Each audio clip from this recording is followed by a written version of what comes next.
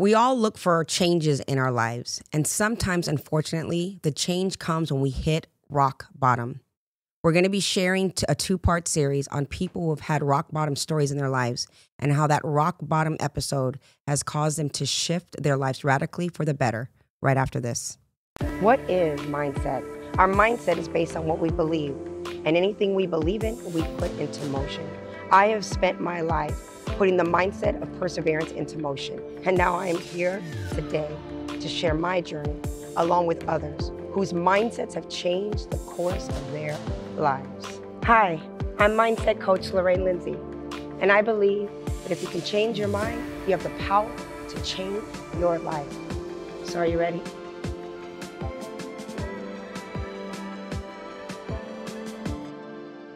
Welcome back to another episode of The Mindsetters, where we believe that if you can change your mind, you have the power to change your life. I am your host, Coach Lorraine Lindsey, a certified peak performance and life coach. And if you have not already, please do not forget to hit the subscription button. We love hearing from you, so give us a thumbs up and send us your comments. Today, we are going to be talking about rock bottom. You know, there's a lot of things that are going on in the world today, and people are suffering. They're using things to numb themselves. But what does it take for you to radically shift your life? And for many of us, it's a moment of really hitting our darkest moment. And today I have a guest who is a first time on the show, and he's going to be sharing his incredible stories of rock bottom, of sorrow, of depression, and triumph. And I'm going to introduce him. I've known him for a very long time. He's actually a very dear friend of mine, and I am so grateful that he's been vulnerable to share his story on the show, because I think that it's going to impact a lot of people. So without further ado, let me introduce my next guest. His name is Michael Gardner. And a little bit about Michael. Michael Gardner is an American Indian Alaskan native. He is also an FAA licensed aviation mechanic who started his career in hospitality as a casino marketing representative and later went on to manage a great number of hotel properties and restaurants on the Las Vegas Strip. Despite finding professional success, Michael found himself battling a lifelong battle with alcoholism. His dependency on alcohol grew to the point where he no longer could control his alcohol intake, and instead alcohol was controlling him. Michael found himself at rock bottom after losing the last of several jobs he had due to his addiction, and almost losing his family to come to terms that the life he was living was not going to end well at the rate he was going. After countless years of living a life centered on alcohol, Michael took a leap of faith and began a new life journey with sobriety. His new journey inspired a desire for Michael to pursue a career in aviation. After several years of schooling, training, and grueling FAA examinations, Michael successfully obtained his certification and license as an FAA aviation mechanic. Michael endured years apart from his family to gain experience in his new profession, to land his dream job with Southwest Airlines. Today, Michael has been sober for 7 years and lives a life free of addiction. When he is not working or spending time playing fetch with his 3 spunky dogs, Michael enjoys the outdoors and fishing. Michael? True. Is that true? That's all true. Well, first of all, thank you. You and I have, we've known each other for many, many years. I think, I'm going to say about 20 years you and I have known one another. Give or take. In the casino business, we both were in the casino business, and we both know how tempting that business can be when you're entertaining and you're around people where they're here partying every week, doing God knows what, and we're facilitating and hosting them. But I wanted to kind of go back to your early days and how you feel that this led you to falling into your rock bottom with alcohol. So tell us a little bit about you. Well, my father was in the military and is also a federal agent, so we moved around a lot. And I finally found a home in Las Vegas, like 1998, and that's when I started working in the casino industry. That's where I met Lorraine. So I'm excited about that. And we've been friends for a very long time. But when you're around that environment, like you said, it is very tempting to party every single night. I've seen the sunrise many times, and it's a lot of fun, but it's also a lot of temptation, because people come out here to lose their selves and their lives because they want to get away from reality. Right. And so they come out to Las Vegas and party. And as somebody that hosts these people, you have to go along with what they want to do. And there's so much to do here that you can literally fall into that lifestyle really easily. Absolutely. And so we know when we're seeing these people that come here to numb and to, embellish in some of their addictions, we all know that usually that's tied to some story or some backstory that people are looking for a way to numb, to check out.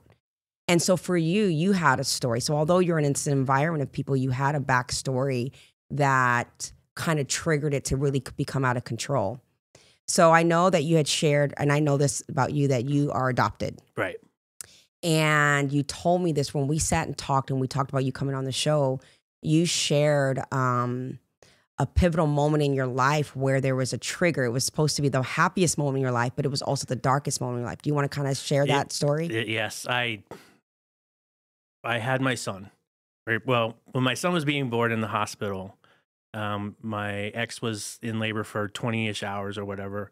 And then my son finally came around. And the first time I held him, I had thought to myself, I was thinking, wow, this is great. I'll do anything and everything to make sure this kid is taken care of. I'll sweep floors. I'll scrub a floor with a toothbrush to make sure he's okay.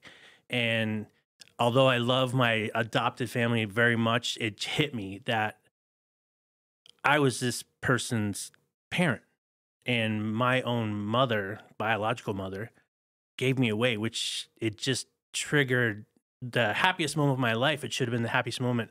Kind of triggered that whole emotion, like, wow, the person that is supposed to love me and take care of me the most just gave me away, and it hit me wrong. And it did take away from my son being born. And we have a great relationship now, but that at that moment, it was kind of devastating. Right.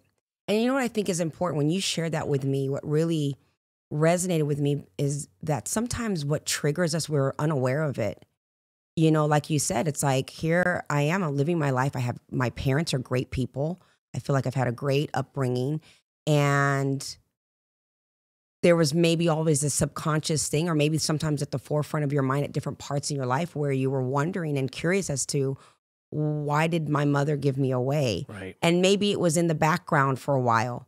But like you said, when you have this beautiful child and you're looking and you can feel this expression of love, then the trigger saying, well, how could somebody, I know what it's like to look at a baby and feel this amount of love and this immense will to do anything it takes. Why didn't she have that for me? Right. And so I can understand when you shared that, why that would be a trigger for you. So then take us there. I mean, so you go through this, this clicks in your mind.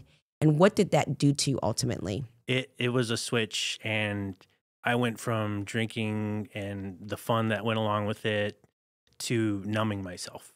It got progressively worse and worse to where it had affected the relationship between his mother and myself, where it became so challenging that we had to just separate, and that made it even worse. So those years, and we separated when he was around 3. Okay. And he's 16 now. So for 13 years, I was not with his mother. And for a long time, I just dove into a bottle. And it would always start out having fun, where you would go to the latest, greatest restaurant in Las Vegas or the coolest nightclub opening and have fun. But then it got ugly and deep. And it was scary. It was scary because I had found a new relationship, and I was up to 2 handles of Jack Daniels a day. Wow. And it would affect the way I would go home, because I knew who had what sale at what time. So this liquor store would have these bottles of beer on sale that day, and I would drive home a different way. It would affect my life up and down, left and right. And was there ever a moment while you were in it that you realized, like, I need to get a grip on this? Did you ever feel that at that time? Right. No, not at the time, because I really didn't know what I was doing or why I was doing. I just associated, since I moved here, partying as just fun. And I didn't come to the realization that I was hurting myself and everybody around me until, I would say, 3 or 4 years into drinking every single day. Mm-hmm. And I would never go to work or anything intoxicated. I would be responsible. I'd sleep and go to work. But as soon as I left, It was time. it was time. And I can remember just going around town and every bartender knew me as a Michelob Ultra and 2 shots of Jack Daniels. Wow. And so when I got sober afterwards, people kept just putting that up when I'd walk through the door. And that could be a trigger in and of itself. Right. And there's a thing that I always say that we're a direct result of the people we keep in proximity to us, right? And when you are spiraling and you don't even realize you're spiraling because everybody around you, you're entertaining people, you're taking care of people, you're around people who are drinking. There's no switch sometimes until your life starts to fall apart that says this is a problem. So what was it for you? Because I know that at some point you met somebody, you had a few years and you met a woman that you fell in love with. Right.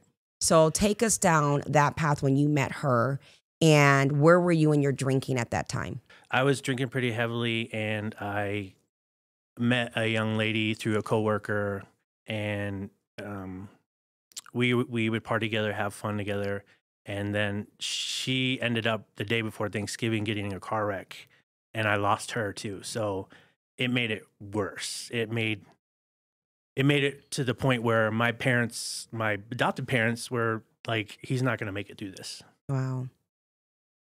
Yeah, because you're with this person, and I know that you shared that obviously you had your son, you were with someone that you really loved and cared about, and the relationship dissolved because of things that maybe she had done and also because of your drinking. Right. And your heart was broken. It was. And you had shut your heart down. And on top of your heart being broken, you're battling with, I love my son, but why did my mother not love me? Right. So you're just numbing all of that. And then you finally meet somebody that you were like, okay, I can open my heart again. And tragically, she passes away. She dies in an accident, right. leaving your home. Yes. So tell us the story. What happened? Well, we had gone out and partied and, did our whole drinking thing. And we went to the casino down the road and had a few beers there, and I won some money. And my parents were coming in town, and I was super excited because they haven't met her yet. And we had been together about a year. And I always told her, I was like, you have to say goodbye to me before you leave, no matter what time you leave. And she was going to school at that time. And she said, okay. And the next morning I get a phone call and she's not there. And it's her uncle. And he asked me, are you okay? And I'm like, yeah, I'm fine. And he's like, well, did you hear what happened? And I was like, what do you mean? And he goes, well, she got into a car accident and she didn't make it. And it just, you get that feeling where your heart goes from up here down to your stomach. Right. And it stayed there. And I went directly to a bottle of vodka I had in my room. And I slammed the entire thing. And I was hoping that that was it. I was hoping that would finish. So you get to this point in your life, God, it's so sad, right? Because the things that you're battling with are legitimate things. The things that were required for numbing were legitimate things that were struggles, or real struggles. And then to have that on top of it, what was the feeling that you had at that time in your life? Was it helplessness? Did you ever get to a point where you just wanted to be done with life? Yes. It was 100% anger. Why couldn't the mother of my son and I be together and have a family? And then why did I have that feeling when my son was born? And then on top of that, the girl I start to fall in love with, she's gone. Yeah. And I was like, why can't I have happiness? Why can't I be okay? Why can't I be with somebody? I wasn't with my son a lot because I was working and also drinking. Like when I didn't have him, there was nothing better for me to do. And I'd sit there and drown in my sorrows, which is ridiculous now that I think about it. But yeah. But that's what you were doing at the time. Yeah. Angry with everything, everyone. And then you start pointing fingers. You're like, well, this person never talks to me anymore. Why can't they hang out with me? Why can't they, check up on me? And because I was so intoxicated all the time, who would want to talk to me? Right. So what was it? From that point on, what was that moment for you where, and I know you've shared it with me, but I'm asking again, what was it for you where you're like, this is rock bottom? Because and the reason why I'm asking it and emphasizing this is because sometimes we're watching people go through lives when we're not in it and we see them spiraling out of control and we think, how is this not their rock bottom? And them really needing to understand for themselves what that means. So what was it for you that was your rock bottom that you didn't take yourself out? What was the switch that said, you know what, my rock bottom isn't the end of my life. Right. My rock bottom is going to be the beginning of my life. And what was that for you? What happened? What were the sequence of things that happened? I had miraculously gotten another relationship and we had partied and gone through that phase. And after the honeymoon was over, and how much time had passed at this point? I would say about 4 years. Okay. And I'm really heavy into the bottle. Okay. Heavy into 6-pack, heavy into keeping beer in my car when I would leave work. And you just didn't care. Did you feel like you just didn't care anymore? No, I didn't care. And I got into another relationship. Things were going pretty well. We bought a house together and I just kept numbing myself. And the day before that, I had gone to an establishment and I was riding my motorcycle home intoxicated, and a van pulled out in front of me. I dropped my motorcycle, and that was pretty devastating. But the following day, my girlfriend had left, and I was like, this is getting worse. And I lost my job at the same time, all within the same week. Wow. And I just sat there, and it was a pretty great moment. It was probably the lowest I've ever been because I was looking at my bank account, not having any income, zero income, looking at my bank account, and I had $16, and I knew exactly where I could go to get a $16 bottle of Jack Daniels. Wow. And that moment, my wife now, she came walking through the door, and she was crying. And she said, I can't leave you like this. So, and she said, even though we may not be together, I can't have you this way in front of your son. And that's when it really changed. And that was 7 years ago, and I'm still getting choked up. No, it makes me emotional because I've known you for so long. And even as your friend, I didn't know that you were suffering. Do you know what I mean? Because you had this facade. Even though you were drinking and hanging out with everybody, you were this happy, laughing, always joking guy, and not knowing that you were suffering. And to know that your now wife, even in her own despair, was able to find a way to pick you up. And what was it about that? Because there's already all these other things that have happened. But what was it about that in that moment for you that you're like, I have to change? That's an awesome question, because that moment I felt like I mattered to somebody. Wow. I had burned bridges and burned professional bridges and felt worthless. And when she came through that door and said, you matter enough to me to Stay by your side, yeah. To help you. And she really, at that moment, didn't even want to be with me. But she said, I can't have you like this. Wow. And that just, from that day on, it was uphill battle. And when you say uphill, because I think that that's imperative for people out there who are listening, because I know so many people are in their rock bottom, they don't even know it. And they're looking for that lifeline, but they don't know how to ask for it. So what was the uphill battle for you? Because you made the decision, that was the switch. Right. But now the work has to be done because you spent years creating a habit that was tied to this relationship you had with alcohol. And for you, it was an effective way of numbing. Right. And now being sober, you're going to have to face shit, right? Yep. So what was that uphill battle like for you? It was arduous. It was the hardest part was looking in the mirror and like, dude, well, what did you do?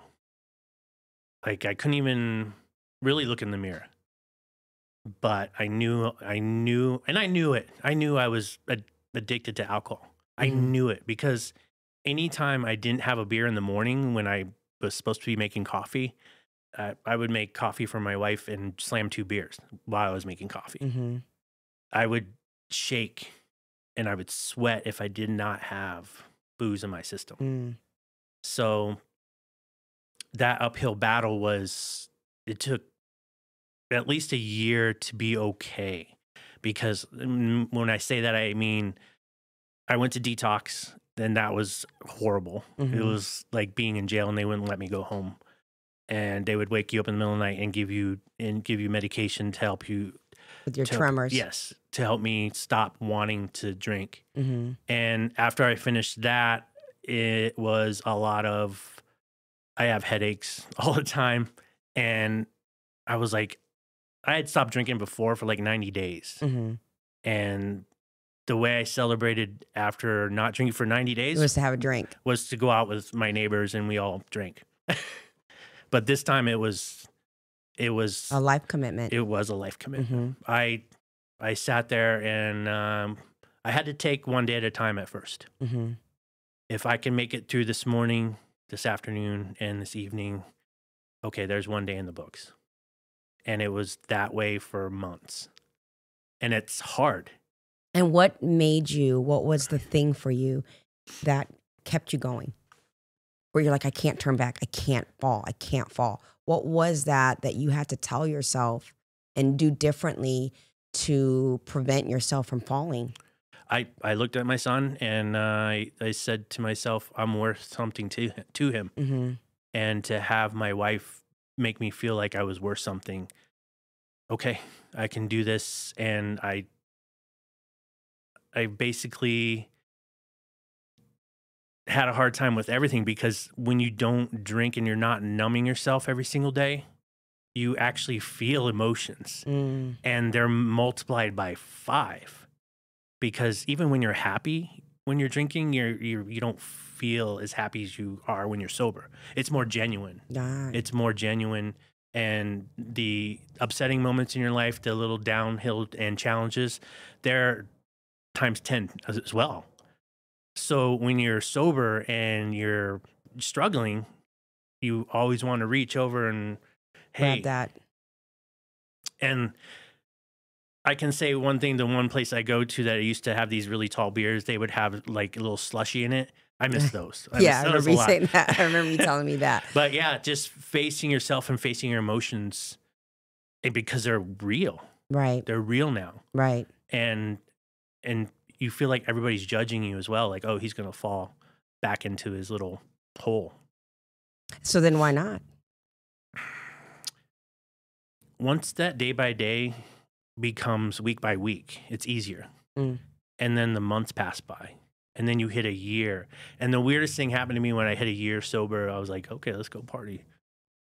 And you can't. So it really took about. Well, how were you able to talk yourself off that ledge when you're like, okay, it's a year, I'm good? Because I think the thing that people think when they're fighting sobriety is they tell themselves, you know what, I went a whole year or whatever the time frame without drinking. I got a grip on it now. I could just have a little bit and I can control it. That's the rationalization that people will make, and that's often how they fall again. Right. Yeah. So did you ever have that rationalization in your head, and how did you tell yourself absolutely not? I still have that today. I still have that because, my wife will have a glass of wine and I'm around people and I don't judge anybody at all. And I'm like, I could have a sip of that. I still think that. But being where I am now and working as hard as I did to get where I am now, I mean, people struggle and wish and pray to get where I am and what job I have. And I got here sober.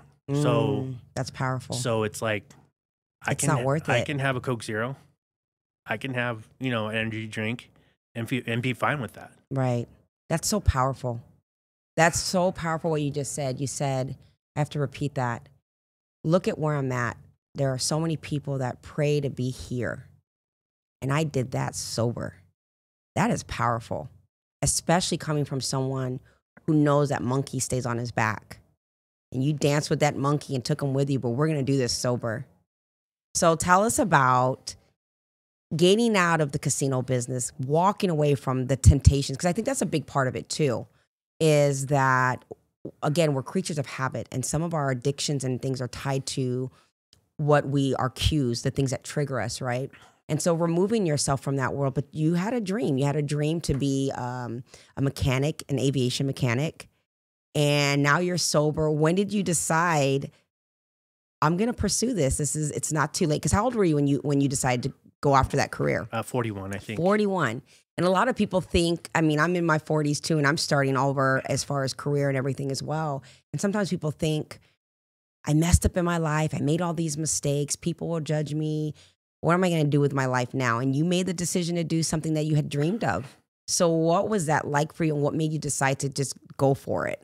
It was a fun trip, because the first job I had while I was going to school for aviation mechanics was I was the beverage manager for a large casino. Of all things. So I'm standing here in a room full of $80,000 worth of liquor standing in front of me, and I'm taking inventory, one by one. But when you face, I felt like when I faced what was troubling me, and I could stand there and just take inventory and not say to myself, hey, why not? I'm in the room by myself. There's $80,000. I mean, it's Louis XIV is like $8,000 bottle of booze. Right. And then all the bartenders and waitresses would ask me to hang out with them.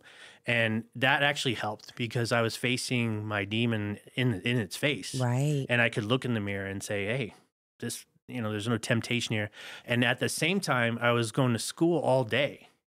So I would wake up and go to school from 7 to 3, sleep from 3 to 6, which is 3 hours of sleep, wake up, eat dinner, and go to my beverage manager job from 9 till 6 in the morning. Wow. And I did that for a year. So I'd sleep for 3 hours, and it was still a struggle. Right. Because at the end, I could see the light, but I was so sleep deprived. I was working 6 days a week and going to school 5 days a week. And I was hurting, and it was physically hurt. And I was like, is this worth all of this? And I just wanted to finish what I had started. And that school was 2 years. And I remember a month before I graduated, I sat there and cried, and I was like, I can't do this. And my wife, right at the finish line, huh? Yeah, right at the finish line. And my wife, I remember I was crying, grown man crying. No, but you're exhausted. You're spent. And like I could remember spending all my money on energy drinks and coffee, but I remember sitting there and I can't do this. And she was like, "Look how far you've gone. Right. Look how far you've gone. You have to finish." And again, that woman just pushed me again, and it was great. I'm so happy for you. I really am. I mean, leaps and bounds. So you finished school, and I remember when you had reached out to me when you were applying for Southwest, because you had a big dream to be with that company. It's a great company, and you're like, I want to work here. And I remember you messaged me, and you're like, Lorraine, I need your motivation. Yeah. So tell us what that was like for you to, bring your dreams into fruition. That's what you did. You had a vision for your life, despite all of these setbacks, despite hitting rock bottom. You had this vision for your life, and you put that into motion. Right. And now here you are, applying for the creme de la creme that you envisioned for your life. It was scary because I went away for 2.5 years, and my wife stayed here in Las Vegas. And I went away and spent 2.5 years in Salt Lake City learning this trade, because I've never done it before.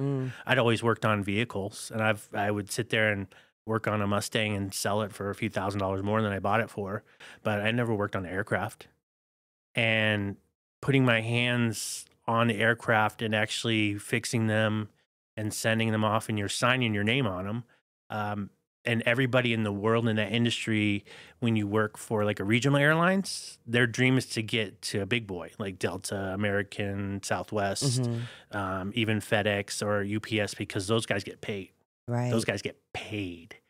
And when I reached out to you, I had lost a little bit of confidence because like, even though I had done all this work and training and I had been sober for 5 years, I was still not confident in my worth. And I remember like, I wish somebody would like hype me up, and that's when I reached out to you. And like, it was awesome. You were there. You were there for me. I'm very grateful that you looked at me as the hype girl for you. You know, because I always, you've always been a go-getter.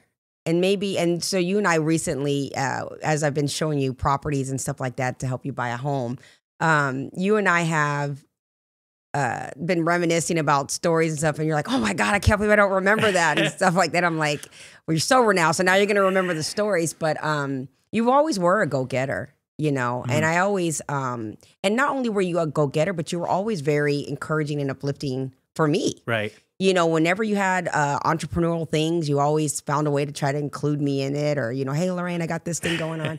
And so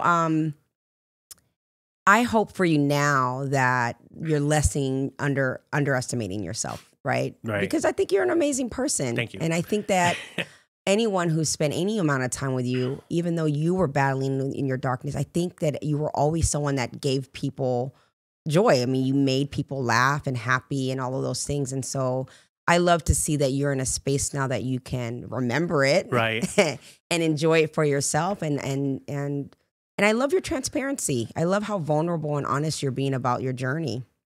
First of all, I think you're lying about half the stories you remind me about. I'm not lying. Because you're like, remember that time you hired me? And I'm like, no, what are you talking about? He hired me back in the day to be a cigarette girl. So we'd go to the nightclubs, and I would have this box of Camel cigarettes, and I would do surveys and give them free packs of cigarettes to see what cigarettes they prefer. Right. And then you would write me my little paper check, man. We're really dating ourselves. Now it's like, ugh, cigarettes gross. That's funny. Yeah. But yeah, when we were reminiscing, I'm like, there's no way this is true. There's no, and then you're like, you were going to manage my singing career. You were pulling up names, and I'm like, I know that name. And you were like, remember when we went here and there? And I'm like, remember when I was with this person and that person? I'm like, who are you? It's hilarious. So you called me for this conference, but voila, you got the job. Yes. You were the man for the job. They saw the potential, they saw who you were, and they hired you. Yeah, it's also a hard process when you get on, because they have 6 months to let you go for any reason. So it was nerve-wracking. My stomach was in knots, and I'm a father. I'm sober, and I've finished school, and I've done all these things, but I'm like, my stomachs were in knots for 6 months. But you're learning a new you. Yes, I made it through, and it's been, I'm not on top of the hill yet, but I'm almost there. Yeah, I love it. I love it. So for people out there that are listening, and they are 8 years ago, 10 years ago, what would you say to them, the person that says, you know what, I saw the title of this message and I need to listen to this message? What would you say to them to maybe give them a little bit of light in their darkness? It can be done, and it can be done. And the thing about it, though, people have reached out to me and said, wow, you've been sober, because I know I posted on social media, this is my 6-year anniversary being sober, this is my 7th year, and people reach out and like, I have a problem, and I'm going to lose my family, and what do you advise? And you can do it, but it's up to you. It's your mother can't do it for you, your spouse can't do it for you, your kids can't do it for you, your instructor, your professor, your coach can't do it for you. Right. You have to do it. You have to take responsibility and look in that mirror and say, I don't like this about myself anymore. And it's hard, because drinking and partying is so accepted, and it is fun. Right. I mean, we worked in the industry for 20 years. Yeah, right. And it's fun, and there's moments I wouldn't trade for anything. But when you realize that the fun's over, when the fun stops, right? There's your brochure. When you take responsibility for yourself, but it's true, yeah. you have to do it yourself. And I tell people that. Are you ready to take accountability for your own actions? And half of them aren't. But there's a couple guys out there that I went to school with that they've been sober 2 or 3 years and they have their own companies and they're like, I've never made so much money in my life. Because they're sober. Because sobriety. Yeah. Because you don't have that crutch. And you're not numbing yourself and you're making good decisions. And we're stronger than we think that we are. The stories and the things that have happened in our lives and the rejections we faced and all of those things can be really emotionally riddling for ourselves. But we are so much stronger than we give ourselves credit for. You know? You have to be. You have to be your own superhero, you know?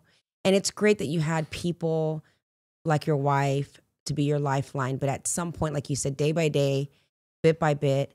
But now you being strong is a sense of you being strong for self. You had the lifelines and the people there to support you. Right. But now, do you feel like if tomorrow she was like, I'm out of here. Right. And your son was like, I'm done with you. Do you feel like you have the stamina and the fortitude now to say, no matter what happens, I can face this? Right. Do you know that now for yourself? That's an awesome point of view. And yeah, because when you accomplish something and it seems impossible, and even while you're doing it and you're almost done with it, like when I wanted to quit school a month out, and then you finish and you have that piece of paper and you take those as federal exams and whatever you're doing, it does give you confidence. I do have self-worth. Yes. You know, if my wife walks out the door, how horrible of you to say. But, she won't. But we're gonna go find the house after this. I could move on and I can know that I'm okay. And it's weird because I think 10 years ago I wouldn't be able to say that because I love that question. That was awesome. Yeah. Well, I'm proud of you. Thank you. I'm excited for you in many, many ways. And I really, truly appreciate you coming on and sharing something so candid. And I hope you know that you're going to help a lot of people. Even if it's just one person. I hope so. It's what you've shared is very moving. Right. So thank you. Thank you very much. I appreciate you. And thank you all out there for listening. I am going to put some links for avenues and places where you can call for help if you feel that you need help. Again, don't forget to hit the subscription button. And until next time, ciao.